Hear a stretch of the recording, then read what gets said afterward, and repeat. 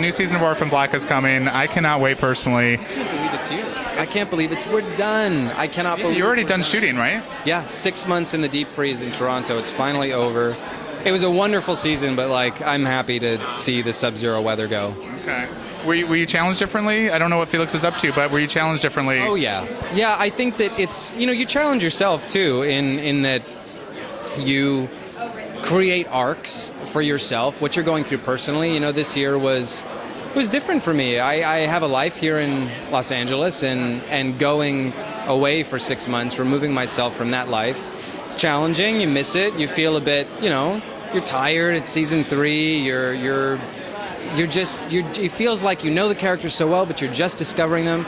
So using any opportunity I could to allow my life to parallel Felix's, if that makes any sense. My feelings, and any feelings I had about the show, or feelings about, leaving home and going up there to work and not, again, getting up in minus 30-degree weather. It's not always the most fun thing to do at 5 in the morning.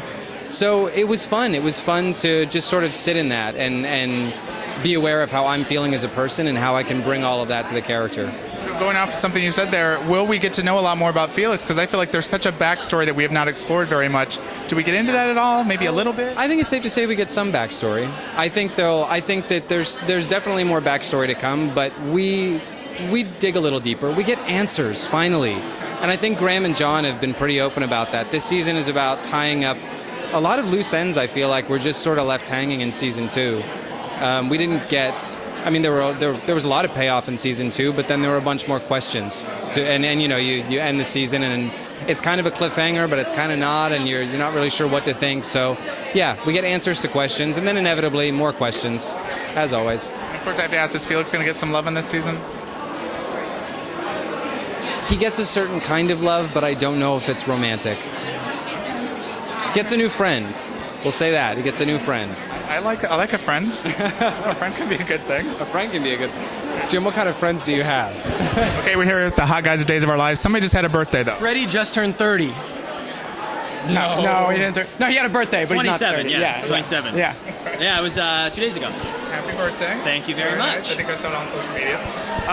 You guys, the show, as you know, I followed the show really closely. You guys have done so many great things, all 3 of you. Talk about the impact it's having, what you think either on daytime or just on television, because you're really telling some great stories. So whoever wants to jump in first, go ahead. I think the storyline is very innovative. I continue to say that word.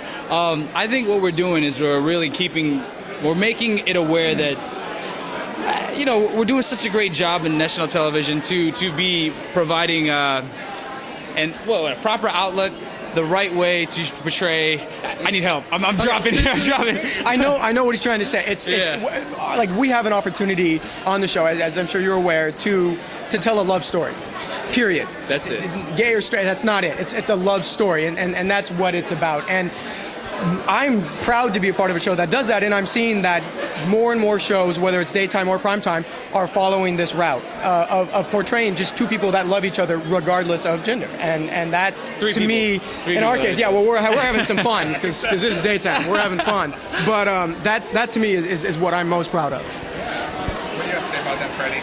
I think, to touch on Christopher, the fact that his character is as an athlete, I think is a huge step, and I'm really happy that they told that story, because it's going to help a lot of people. It doesn't matter what you do for a living or anything. I think it's great. They've really told an amazing story. I have no complaints. I think they did a phenomenal job. And for somebody who watches the show regularly, so I see all the other storylines, it's treated exactly the same, which I really like. It's not treated as like the special segment of the show. Do you guys feel that as well? I do. Even with our current marital strife, straight people cheat. Everyone cheats. Like, it happens. Like, transgressions happen. And it's, again, like, what matters most to me is that LGBT relationships be portrayed truthfully in the media. Get rid of all stereotypes and just let it be what it is. Okay. I know you guys shoot way far ahead, but what's airing right now, definitely a lot of drama with Sonny and Will. Paul's not going anywhere. They keep saying he's leaving town. He's not leaving town. But how complicated are things going to get in the coming weeks? Can you guys tease anything? So complicated. So complicated. Yeah. Oh, my God. Well, John Black is he's convincing Paul's character to stay, and he's got a confession to make to Sonny here shortly. So yeah, that's only going to continue to create more strife amongst the marriage. Oh yeah.